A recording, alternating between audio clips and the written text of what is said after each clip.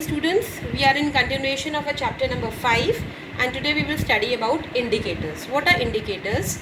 Indicators, they help in determining whether the given substance is basic or it is acidic or it is neutral. Right? We have two kind of indicators. There are natural indicators and there are man-made indicators. The natural indicators, we will study about the litmus, the turmeric and the China rose. Turmeric is haldi that you have at home. China rose is obtained from the petals of hibiscus. And this litmus is obtained from the plants lichens. Right? These three we will study. So, this litmus is available in the form of solution as well as in the form of paper. It is very readily available. There are two type of litmus which is available, blue and the red. Okay. So, if we take a drop of any solution which is given to us, we put it on the blue litmus paper, and if it changes into red, so that means it is acidic in nature, that given solution. And if any other solution is given to us and we put a drop on the red litmus paper, it changes into blue, so that means that is basic in nature. These you have to learn. The acidic things, they turn blue into red, blue litmus paper into red, and basic things, they turn red litmus paper into blue. Clear? Then we have turmeric. Turmeric is a normal haldi that we have at home, right? So when any acidic substance or any neutral substance is mixed with that turmeric, so it remains yellow only, there is no change in the color. But when any basic substance is put or mixed with that turmeric, it changes into brick red color. I'll give you an example. Suppose there is a stain, you eat food and the food gets spilled on your clothes. So we get a stain over there, right? And then you do one thing, on that stain, you put the detergent or you put the washing soap on that. Okay, so what you will see that particular stain will not go. You know very well that haldi ka daag jata nahi hai. Okay, unless and until you use vanish and all that. But if you use ordinary soap or ordinary detergent, what happens? That particular stain will turn into red color. Just try it and you will observe that. Why? Because that turmeric is now getting mixed with the soap, and soap is always basic in nature. So it will turn into brick red color. Right? Now we have China rose. China rose is a hibiscus. We obtain it from the petals of hibiscus flower. In case of acidic substances, when we mix it with the acidic substance, it changes into dark pink color. And with the basic, we mix basic substance with it, it changes into green color. These things you have to learn. And then we have man-made these indicators which we use in the laboratories. So first example is phenolphthalein. Phenolphthalein, what does it do? It changes the basic substances into pink color. And if the acidic substance are mixed into it, then it becomes colorless. So that is an indication. Then second we have methyl orange. Methyl orange, what happens? It changes into yellow color when basic substance is mixed to it, and it changes into red color when acidic substance is mixed to it. Now girls, after that we will learn about the pH scale. Now what is pH scale? pH scale is actually the number of the hydrogen ions, not the atoms. They are the number of hydrogen ions which are present in a given compound or in a given element. So that is a deeper study that you will study in the higher classes. So just to understand that, it means that pH scale is a numerical representation of any compound between 1 to 14. This scale is between 1 to 14. So that's why it is called a numerical representation. Okay, suppose a compound given to you is having the pH value less than 7. So that will be acidic in nature. If it is having the pH value of 7, that means it will be neutral in nature.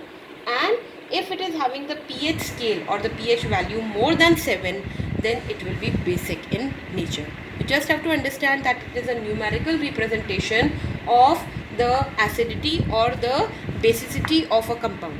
Okay, it is ranked between 1 to 14. Less than 7, any substance is having a pH scale or pH value less than 7, that means it is acidic in nature. If it is having 7, then it is neutral in nature, and if it is more than 7, then it is basic in nature. Now, what are the universal indicators? These universal indicators, they are the compounds which show the change in color for the pH values. Now, what does that mean? That means there is a pH scale which is, this is a standard pH scale, and these colors are the standard colors. These colors cannot change. They are available in this only. So this, what happens is, universal indicators, they are mixed with the unknown solution. We are having any unknown solution, we do not know whether it is basic or acidic in nature. What we will do, there are some universal indicators which are present. We will mix them with the solutions, unknown solutions, and we will see the change in the color of that solution. Now we have to match that change, the color which is formed, with these standard colors. Suppose it is coming this red color, so that means it will have the pH value as 2, and it means it is acidic in nature. Suppose that solution changes to this green color, okay, you will match with this, and it means that it is basic in nature, right, because it is having the pH value 9. So these are the colors which are standard colors which are given to you. You can compare the change in the color which is formed with these colors, and you can determine the pH value also, and you can determine whether it is acidic or basic also. Okay, after that we come to salts. What are salts? Now, when acids and bases, they react with each other, okay, we combine them, there is a reaction between acids and bases, they form salt along with water and heat. So what is salt? Salt is a substance which is formed after the reaction between acid and bases. Now, what happens in this reaction? It is called the neutralization reaction. Why it is called neutralization reaction? Because it is neutralizing the effect of acid and base. They are combining together, so the effect is getting neutralized, it is getting diminished, it is getting reduced. So that's why the salts, they neutralize the effect of base and acid, and this reaction, this whole reaction in which acid and bases react with each other to form salt, water and heat, it is called neutralization reaction. Now girls, we come how these neutralization reactions we see in our everyday life, the common neutralization reactions. So number one is in the treatment of the ant sting. What happens? The ant always has a formic acid in its sting. I told you earlier also. So when it bites us, we have rashes on our skin, or we feel very annoyed. Okay, so there is a sensation of burning. So what we can do is, we can apply, that is acidic in nature. Okay, it is having acid. So we can neutralize its effect, or we can reduce its effect by putting some base on our skin. Now what base that we can put? That we can put is baking soda, okay, or we can put the calamine. Calamine is also zinc carbonate, that is also a base. So we just put it on that ant sting, and we will feel relieved. Then it is also, neutralization reactions, they are also used in the treatment of indigestion. What happens in our stomach? Hydrochloric acid is produced for the digestion of the food. We have studied that. But when excess of that hydrochloric acid is produced, so we feel the sensation of acidity in our stomach, isn't it?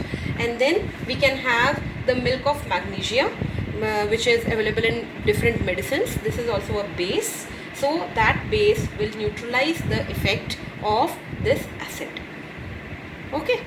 Then in the treatment of the soil, suppose the soil has become very acidic in nature, so we can add the slaked lime. Slaked lime is also a base to reduce the acidity of the soil. Or if the soil has become very basic in nature, lot of fertilizers have been used, it has become very lots of bases, then what we can do is, then the normal fertilizers that we obtain from the vegetable or fruits, that can be added to it to neutralize its effect. Now we have treatment of the sewage.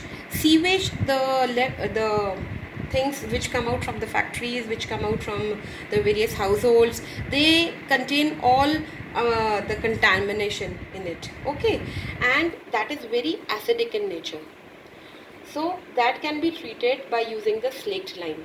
We can mix that slaked lime with that sewage so that that acidic effect or that the acid content which is present in the sewage can be neutralized. Then in the treatment of the acid burn, suppose we get burnt by the acid. So what do we have to do? We have to first wash it with the water, and then we can apply some dilute baking soda on it so that that acidic effect can be neutralized. Now we come to the types of salts. There are three types of salts which are present. Acidic salts, these are formed when very strong acid and weak bases are combined together. So they are called acidic. The strong acids are very strong, so the salts also are acidic in nature. Okay, for example, this is ammonium chloride and aluminium chloride. These two are the examples of acidic salts, and definitely they are acidic in nature, so they will have pH value less than 7, right? Then we have basic salts. What happens when the strong bases they combine with the weak acids? Then the salts which are produced, they are the basic salts because they will have more of basic content in them. Okay, for example, this sodium carbonate. And again, since they are basic in nature, so they will have pH value more than 7. Now we come to the neutral salts. Neutral salts, they are produced when strong acids and strong bases they combine with each other. Okay, so what happens? Their effect is neutralized completely. So for example, NaCl, the sodium chloride or the common salt that we use at home, this is a salt which is neutral in its nature, and its pH value is 7. Now we come to the properties of salts. Number 1 is most of them are soluble in nature. Okay, they are soluble in water, most of them. Soluble in water. Then solution of salt in water acts as a very good conductor of electricity. What happens is when we mix a salt in the water, that solution, through that the electricity can go through very easily. That acts as a good conductor. Salts can be white or colored in nature. For example, copper sulfate is blue in color, ferrous sulfate is green in color. Then some salts, they have water molecules trapped in them and they are called as hydrated salts, and this property is known as water of crystallization. Please remember these terms, these are very important terms. The salts which have water molecules trapped in them, so they are called hydrated. Hydro means water only. They are called hydrated salts, and this property is known as water of crystallization. Then 2 or more salts, they crystallize to form single substance, and that is called mixed salt. When 2 or more salts they combine with each other, they form a single substance, they are called as mixed salt. Now how the salt can be prepared? You know, when the acids they react with base or vice versa. Vice versa means or base reacts with salt, with acid, then the salt is formed. Secondly, when acid reacts with a metal, then also a salt is formed. And third, the vegetable oil reacts with caustic soda, then also the salt is formed.